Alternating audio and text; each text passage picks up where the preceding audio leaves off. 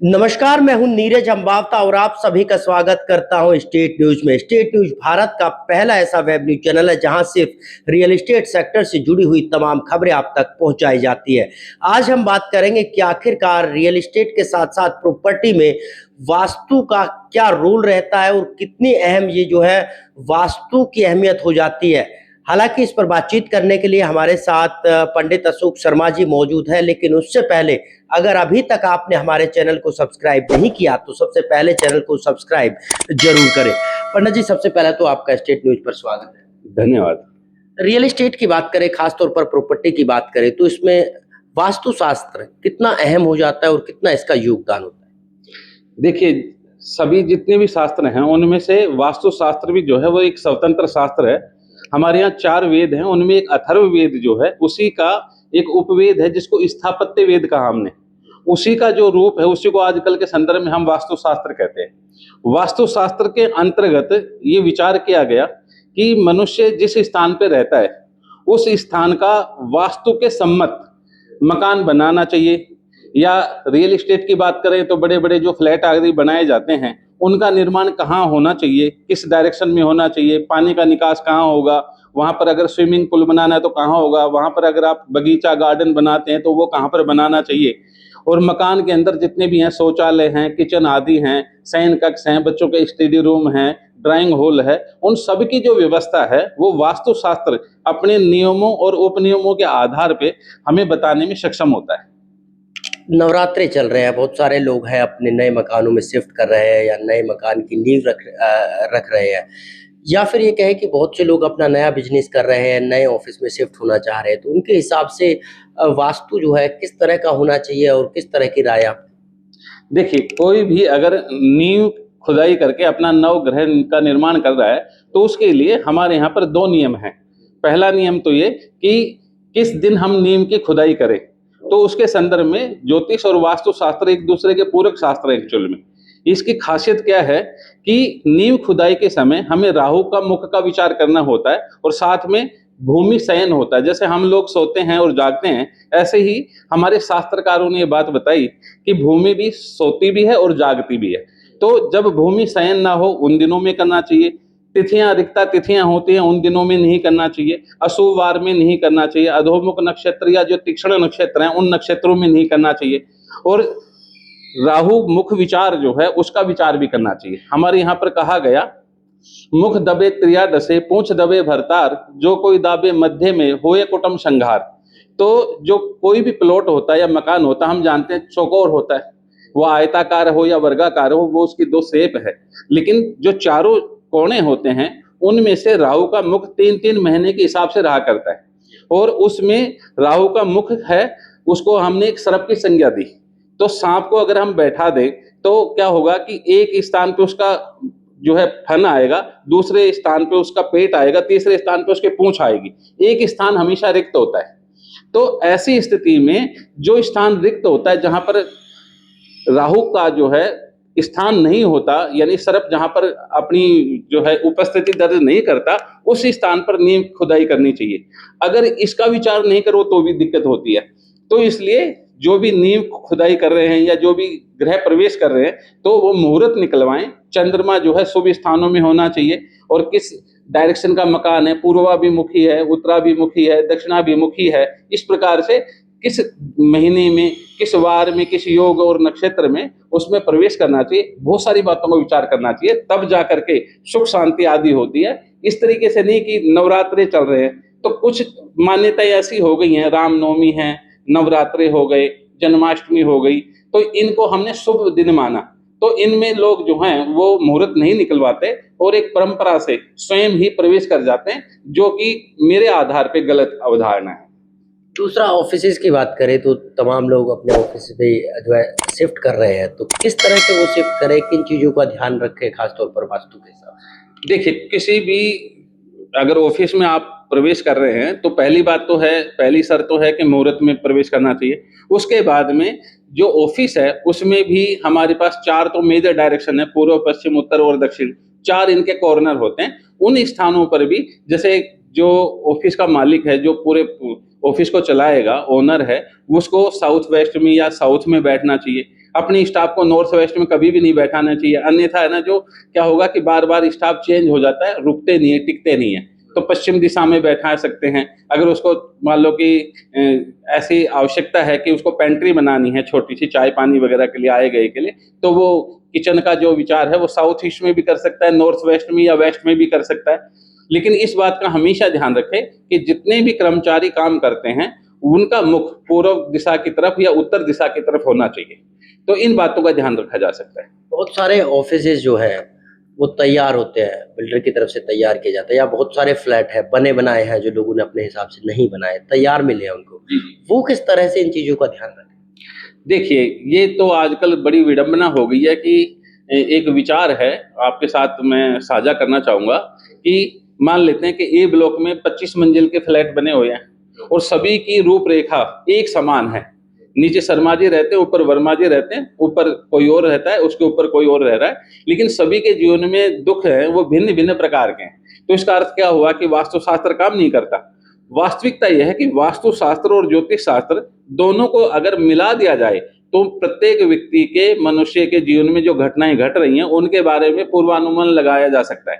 क्योंकि किसी व्यक्ति को शनि की 7.5 चल रही है, किसी को ढैया चल रही है, किसी को नहीं चल रही, किसी को योगकार ग्रह की दशा चल रही है, किसी को मार्केश की दशा चल रही है।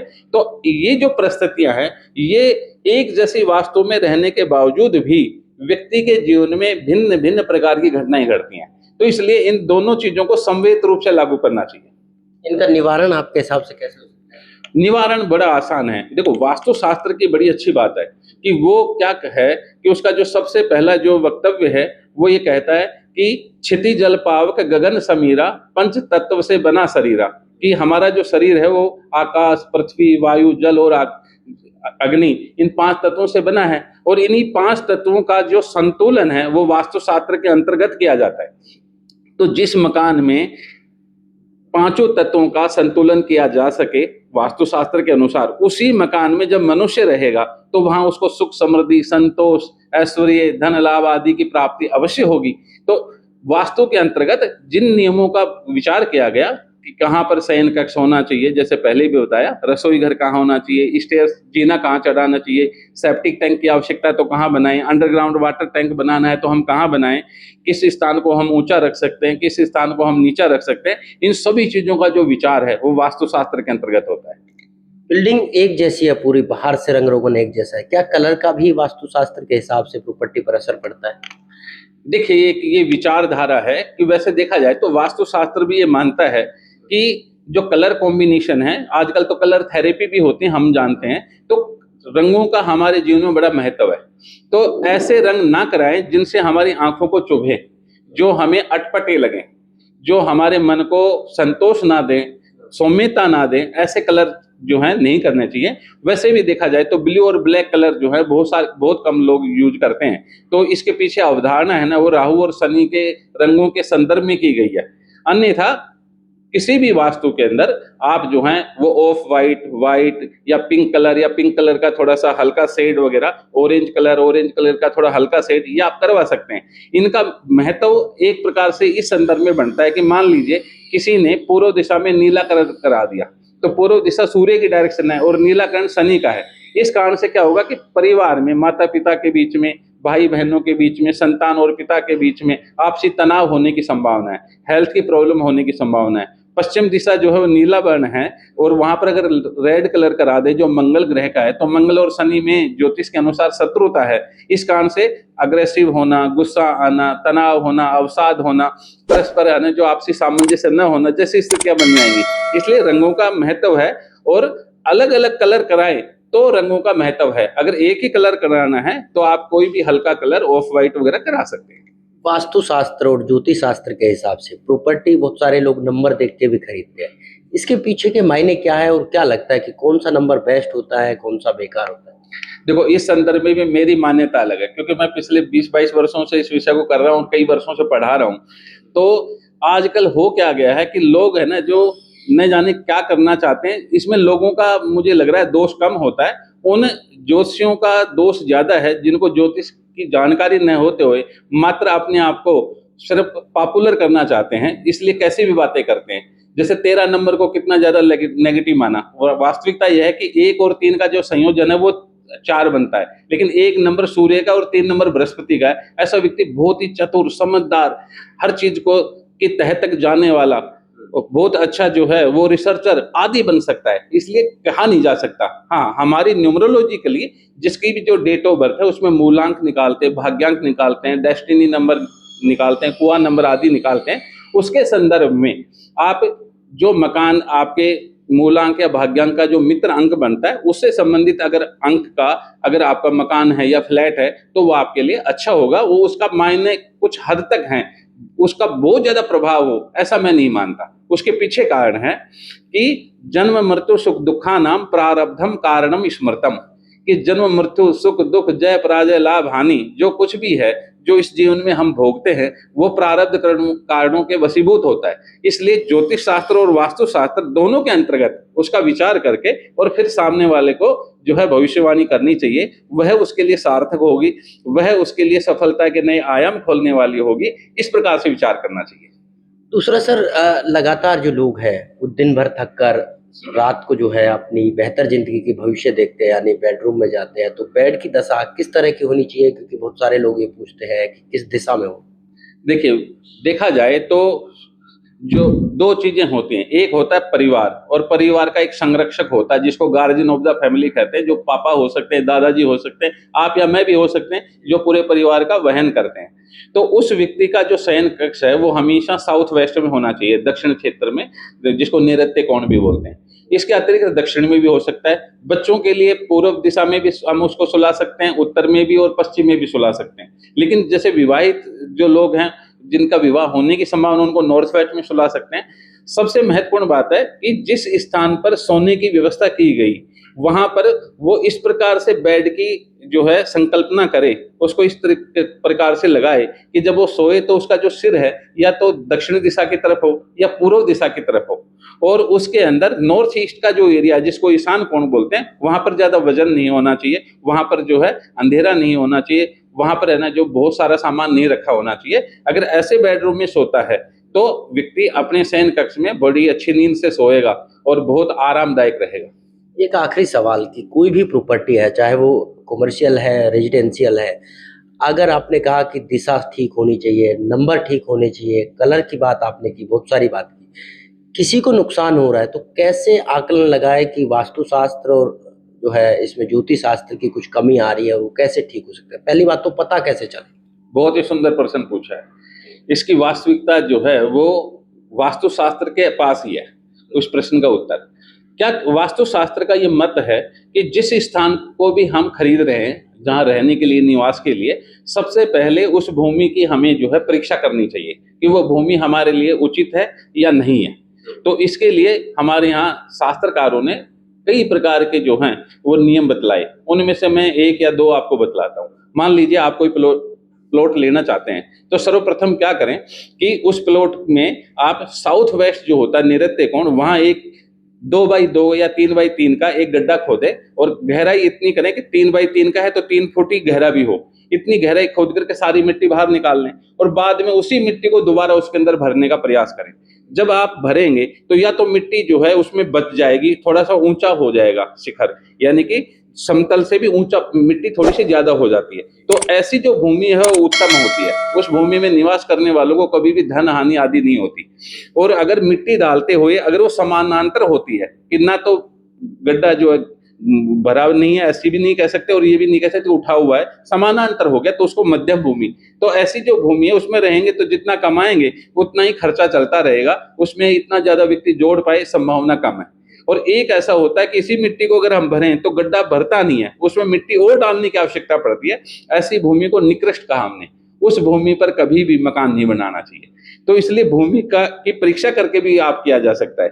दूसरा, ज्योतिष के संदर्भ में तो यह है कि जब ग्रहों की दशा अंतरसाएं या गोचर अच्छा होगा तब व्यक्ति मकान बनाएगा। तो उस समय तो घटना घटती घटती है, उसको आप और मैं घटाने से रोक नहीं सकते, क्योंकि हो ही वही जो राम रच राखा, काहू तर्क बढ़ाओ ही शाखा। तो जब कुदरत चाहती है तो घटनाएं घटती हैं, उनको आप और मैं रोक नहीं सकते। इसलिए वास्तुशास्त्र के अंतर्गत आप भूमि का परीक्षण करके पता कर सकते हैं कि भूमि मेरे लिए उत्तम है, मध्यम है या अधम है। जो बने बनाए फ्लैट है, कमर्शियल स्पेस है, उसमें तो मिट्टी भी नहीं निकलेगी, उसका क्या इलाज, उसका क्या सॉल्यूशन? देखिए, बने बनाए जो फ्लैट हैं उनमें एक तो सबसे बड़ी समस्या क्या होती है कि एक व्यक्ति जब ले रहा है तो वो पहले अपनी पॉकेट को देखेगा कि कहीं तो 1 करोड़ रुपए में मिल रहा है, कहीं 5 करोड़ का भी फ्लैट है, और उसको जो है वो पहले अपनी व्यवस्था देखेगा, उसके बाद में लेगा। सबसे महत्वपूर्ण बात मैं ये मानता हूँ कि जो भी फ्लैट बनाए जाते हैं, अगर वो वास्तु सम्मत बनाए जाएं तो जो बनाने वाले हैं डीलर, उनको एक बेनिफिट मिलता है कि उनके जो कंस्ट्रक्शन के समय जो भी परेशानियां आती हैं वो परेशानियां नहीं आएंगी। सभी जो फ्लैट हैं वो आसानी से बुक हो जाएंगे और उनकी जो किस्तें होती वो भी आसानी से आती रहेंगी, सबकी कंस्ट्रक्शन अच्छी होगी। और क्योंकि वास्तु सम्मत होने से जो उसके अंदर आकर निवास भी करेंगे उनके लिए भी दुखदायी नहीं होंगे, इसलिए वास्तु सम्मत बनाने की आवश्यकता है। अगर वास्तु दोष उसमें है तो फिर वास्तु दोष जो है वो व्यक्ति को प्रभावित करेगा और वो उसको मानसिक रूप से या शारीरिक रूप से, धन के रूप में या पारिवारिक रूप में कष्टकारक अवश्य हो जाएगा। जो लोग तमाम फ्लैटों में बस चुके हैं, रह चुके हैं, उनको अगर दिक्कत आ रही है तो उसका उपाय क्या है? उपाय अलग अलग प्रकार से होते हैं, उनको देखना पड़ेगा कि जिस फ्लैट में व्यक्ति रह रहा है उसको स्वास्थ्य की दिक्कत है, या कई बार ऐसा होता है कि घर की महिलाएं बीमार हो रही होती हैं, तो ऐसे में देखेंगे तो साउथ ईस्ट और नॉर्थ वेस्ट और वेस्ट डायरेक्शन सबसे ज्यादा पीड़ित मिलेगी। लेकिन अगर पुरुषों को हेल्थ की प्रॉब्लम है, स्त्रियां बिल्कुल स्वस्थ हैं, तो देखिए नॉर्थ ईस्ट और ईस्ट डायरेक्शन और जो आपका साउथ डायरेक्शन है, इनमें कहीं ना कहीं डिस्टर्बेंस मिलती है। अगर बच्चों को कोई किसी प्रकार की प्रॉब्लम है, मेल जो है मम्मी पापा सब ठीक हैं लेकिन बच्चे बीमार रहते हैं बार बार, ऐसी स्थिति तो नॉर्थ ईस्ट जो है वो पीड़ित होगी ही होगी। तो ऐसे देखना पड़ेगा। जैसे इसके बहुत सारे आयाम है, जैसे मान लो ईशान कोण के अंदर अगर टॉयलेट बना हुआ है तो ये बीमारी का घर है, इसमें ज्यादातर जो नई जनरेशन होती है उनको हेल्थ की प्रॉब्लम होती है।